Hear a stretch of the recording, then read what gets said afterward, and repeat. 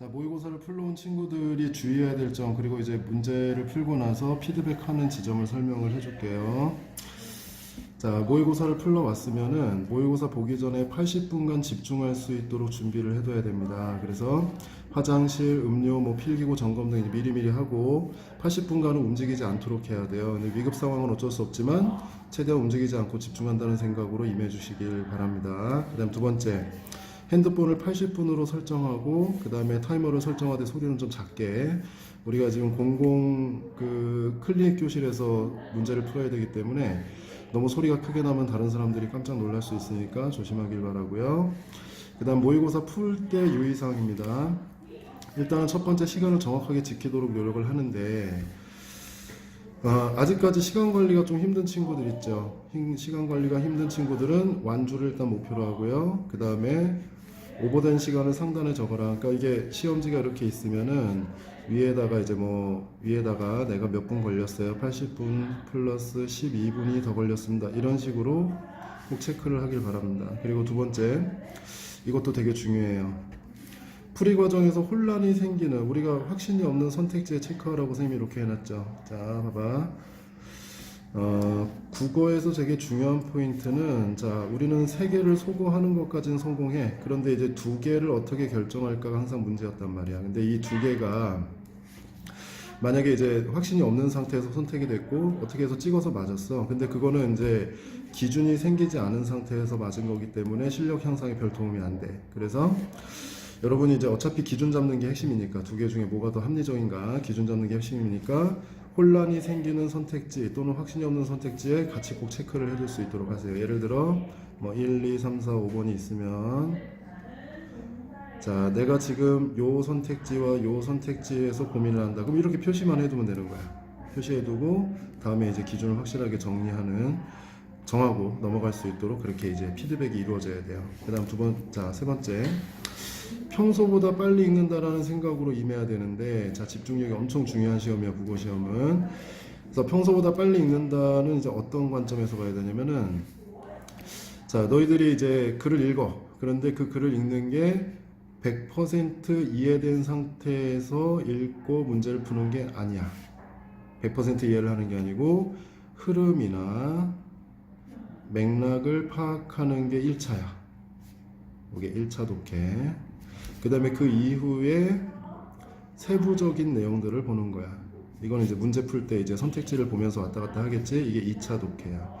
그래서 1차 독해는 굉장히 빨리 이루어져야 돼. 그래서 100% 이해한다고 생각하지 말고 빠르게 흐름이나 맥락을 파악하겠다라는 관점에서 읽어야 돼. 자, 그 다음에 네 번째, 자, OMR 카드를 작성해야 되는데 이것도 이제 미리미리 연습하는 게 좋겠지. 그래서 시작 전에 그게 책에 뒤에 붙어 있어. 그래서 붙어 있는데 그 시작 전에 이미 미리 잘라놓고 하나하나씩 쓸 수 있도록 그렇게 한번 준비를 해보고, 그 다음에 이것도 좀 중요해. 자, 고등학교 1학년이든 3학년이든 문제풀이 순서는 화법작문 문법, 이게 1번에서 15번이요. 그 다음에 문학 독서는 섞여 있어. 그래서 문학을 먼저 풀고 이후에 독서, 맨 나중에 독서를 풀자. 그 이유는 요즘에 이제 독서 난이도가 매우 높아. 그래서 독서에서 이제 시간 투자가 많이 된단 말이야. 여기가 시간이 제일 오래 걸려요. 시간이 오래 걸려. 그래서 독서를 이제 맨 나중에 푼다는 생각으로, 어차피 시간이 오래 걸리는 지문은 너희들이 중간에 만났을 때는 어마어마한 시간을 뺏으면서 다른 풀 수 있는 지문들을 못 풀게 하는 거야. 그래서 독서를 먼저 풀고, 문학을 먼저 풀고 그 이후에 독서 맨 나중에. 그래서 독서는 좀 항상 이제 이 독서 파트에서 킬러 지문이 들어가. 킬러 지문이 들어가는 거는, 이 킬러 지문은 너희들이 시간을 오래 투자를 해야 된단 말이야. 그래서 먼저 풀다가 시간을 너무 낭비하지 않도록 조심하자, 이런 차원이야. 그래서 결과적으로 우리가 나중에 독해를 하면서 문제를 풀 때 핵심은 얘네 둘에서 시간을 줄이고, 그 다음에 이후에 독서에서, 여기서 줄인 시간으로 독서에서 풀 수 있는 문제량을 늘린다라는 관점에서 들어가야 돼.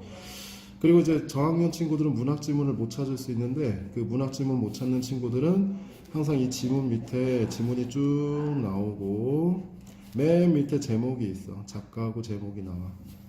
작가 제목이 맨 밑에 나온단 말이야. 이 작가나 제목이 들어가 있는 그 지문이 바로 이제 문학 지문이야. 그래서 시나 소설이나 융합 지문이나 이런 것들을 먼저 찾아서 풀 수 있도록 하고, 자, 그래서 이제 시험을 준비하고 푸는 데까지 과정은 이렇고 그 이후에 우리는 피드백이라는 걸 해야 돼. 피드백은 친구들에 따라서 뭐 학생에 따라서 40분에서 뭐 많으면 2시간까지 걸릴 수 있어. 피드백이 제일 중요한 거야. 이 분석이 제일 중요한 거야. 그래서 분석을 어떻게 할까 하면은 자, 맨 처음에 지문위의 카테고리를 설정해라. 이거는 이제 여러분들이 피드백하는 이제 피드백 대상 문제는 자, 혼동됐던 문제, 혼동 문제하고 틀린 문제야.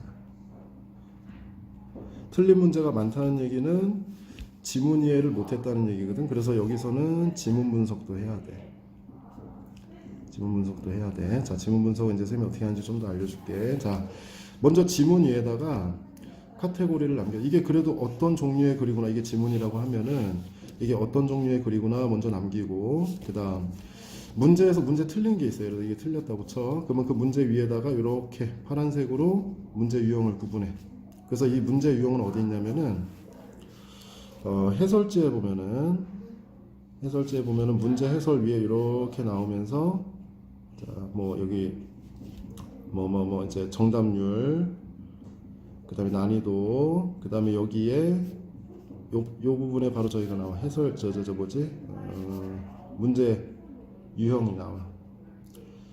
자, 선생님이 이거 문제 유형을 요대로 옮기면 돼. 요대로 옮겨놓고 문제 유형을 꼭 밝히라고 하는 이유는 나중에 문제 유형들을 틀린 유형들을 쫙 모아보면 너희들이 약한 유형을 발견해낼 수가 있어. 근데 이거를 만약에 구분해내지 않고 그냥 풀다 보면은 나중에 내가 뭐가 약한지도 모르는 상태에서 그냥 쭉쭉 넘어가게 되는 거야. 그러면 피드백의 의미가 없어져. 그래서 이제 이렇게 문제 유형을 구분하고, 그 다음 세 번째, 자, 틀린 문제, 그 다음 혼동되는 문제. 아까 이게 대상이 요거였지? 피드백 대상은 요거였어. 그래서 요것들은 선지와 지문을 연결하는 연습을 항상 해야 돼. 그래서 만약에 문제가 나왔는데 요게 2-1번의 근거다라는 식으로 이렇게 계속 체킹을 하는 거야. 그래서 빨간색으로 밑줄 치고 이게 이것의 근거입니다 라고 꼭 표시를 해줘. 그래서 나중에 선생님이 봤을 때 아, 잘 찾았다 못 찾았다 이걸 확인할 수 있게끔. 자, 그 다음에 잘못된 키워드를 체크하라는 얘기는 뭐냐면 1번 선택지에 뭐 2번 선택지, 3번 선택지, 4번 선택지, 5번 선택지가 있는데 대부분 맞고 뭐 보통 키워드 하나가 틀리는 정도야. 그래서 틀리는 파트를 체크하고 얘는 맞는 것 같아. 그래서 틀리는 부분들을 키워드를 이렇게 체크해둬야 돼. 그리고 만약에 복잡하다 싶으면 옆에 근거 또는 논리를 정리를 해줘야 돼. 논리를 정리하는 방식으로 오답을 해줘야 된다. 그래서 봐봐, 오답은 먼저 근거를 혼자 찾아보고 이후에 해설지를 보는 거야. 해설지 보는데 근거 명확하지 않을 때. 그래서 해설지가 엄청 중요한 건데 해설지는 출제자의 출제 방향이나 문제 오류 패턴들을 연구하는 텍스트야. 그래서 이 해설지를 통해서도 만약에 해결이 안 됐어? 그러면 그 이후에 선생님께 질문해라. 이건 이제 선생님들이 개인적으로 질문을 받아주실 거란 말이야. 그래서 해설지에서 봤는데도 모르겠어. 그러면 질문하는 거야. 해설지를 봤는데 모르는 상황은 그냥 지문 이해가 안 된 거야. 지문이 이제 전체적으로 이해가 안 된 상황이라고 보면 돼. 그 다음 요것도 중요 표시. 자, 우리가 이제 그 시뮬 문제를 보면은 그 아까도 선생님이 설명했다시피 정답률이라는 게 나와. 해설지에 정답률이 나와. 근데 정답률이 되게 낮은 애들이 있어. 이 낮은 애들이 어느 정도 수준이 낮은 거냐면은 한 60% 이하에 있는 애들은 그래도 정답률이 좀 낮은 거라고 보면 돼. 뭐 심한 거는 20%대도 나오고 30%대도 나와. 얘네들은 출제를 잘못한 게 아닐까 할 정도로 굉장히 정답률이 낮게 나온 거야. 그래서 이런 애들은 왜일까? 왜 정답률이 낮았을까? 하면은 이거를 이제 정리해. 자, 봐봐. 정답률이 낮은 이유를 쓰라고 얘기했지? 이걸 정리하면은 나중에 이제 이런 부분에서 이제 이 출제자들이 주로 파는 함정 유형이 나올 거야. 함정 유형. 그 다음에 보통 어렵게 출제하는 방식. 자, 난도를 높이는 방식에 대해서 이해를 조금씩 할 수 있게 되는 거야. 그래서 우리가 만약에 이런 걸 예측할 수 있으면 나중에 그 어려운 문제 나왔더라도 이제 접근하는 방식이나 이런 것들을 나름대로 매뉴얼을 만들 수 있을 거란 말이지. 그래서 피드백이 매우 중요한 거야. 피드백. 그래서 그 실제로 피드백을 어떻게 했는지 한번 보죠. 잘한 친구의 예시야. 이거 이름이 나오면 안 돼요. 이름이 나오면 안 되는데. 자, 선생님이 얘기한 대로 돼 있지. 자, 처음에 카테고리가 정해져 있고 문제 카테고리 이거 유형이야, 유형. 이게 유형이고 그 다음에 이 친구가 보니까 여기 보기 내용에서 자기가 핵심적으로 찾아야 될 내용을 이렇게 체킹하고 있어. 이거 포인팅 되게 중요하다고 선생님이 수업 시간에도 계속 얘기했어. 그 다음에 그 체킹한 내용을 각각 검증하고 있어. 이렇게 검증하고 있어. 이게 얘를 헷갈리게 했던 거였어. 그 다음에 검증하고 이런 과정을 거쳐서 이 문제에 대한 피드백, 얘는 지금 맞았는데도 피드백을 했잖아. 그 이유는 이제 헷갈리기 때문에 피드백을 한 거야. 그래서 이 친구의 가장 잘한 점은 이 점이야. 자기가 앞으로 이런 문제가 나왔을 때 이렇게 전략을 선택하겠다는 거야. 필수 내용 체크하면서 풀 거야 라고 자기 피드백을 한 거야. 이 친구는 점수가 안 나올 수가 없는 거야. 자기 피드백이 워낙에 잘 되는 친구라서. 그래서 이런 식으로 피드백이 이루어져야 된다 이런 얘기고, 이거 봐, 문법도 자, 장문에서 틀린 문제가 있었어. 그래서 오답 이유를 자기가 다 적고 있어. 주장에 대한 근거 파악을 못했어. 그 다음 일부 수용과 고려를 헷갈린 것이 아주 큰 문제였을 거야 라고 되게 섬세하게 자기를 체크한 거야.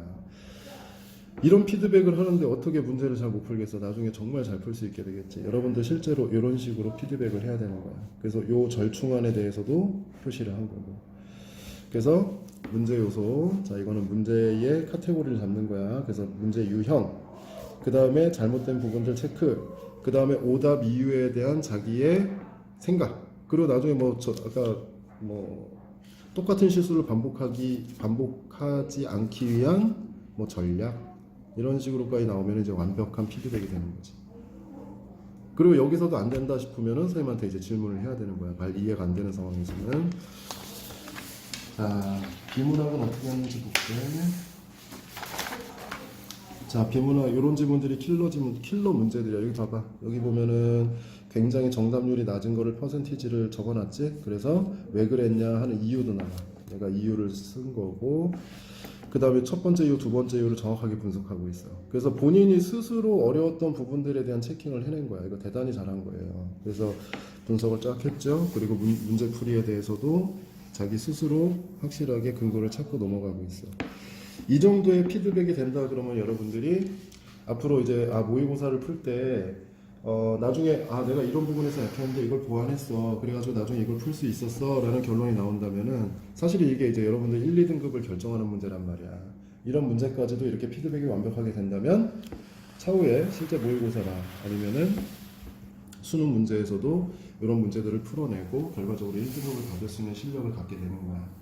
그래서 여러분들이 잘 생각해야 되는 게 결국 우리의 공부는 모두 피드백, 자기 피드백을 얼마나 잘할 수 있는가에 초점을 맞추는 거고, 선생님들이 수업 시간에 가르쳐 주는 것들은 전부 다 그 피드백을 이런 식으로 해야 돼 라는 방법론을 가르쳐 주는 거라고 생각하면 돼요. 자, 그래서 여러분들이 모의고사를 풀면서 이런 방식으로 이제 그 활동을 해주고, 그 다음에 거기서 풀리지 않은 어떤 문제들을 선생님들과 공유하고, 그렇게 되면 결과적으로 여러분들이 모의고사는 참 풀만한 거구나, 그리고 시간도 내가 이제 맞출 수 있다라는 자신감을 얻게 될 거라는 얘기입니다.